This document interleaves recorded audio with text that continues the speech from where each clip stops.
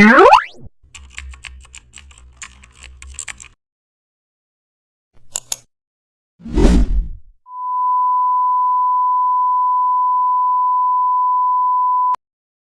back to the channel, and don't forget to like, share and subscribe for more updates.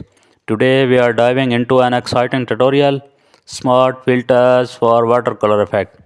Open your image in Photoshop, convert it into a smart object and apply filter.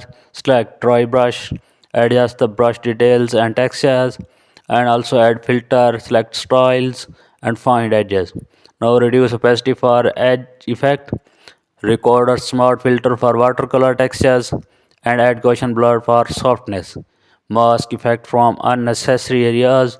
Use a low opacity brush for realism, and also adjust setting by double clicking filter, and add a paper textures overlay above. Blend textures using multiply and also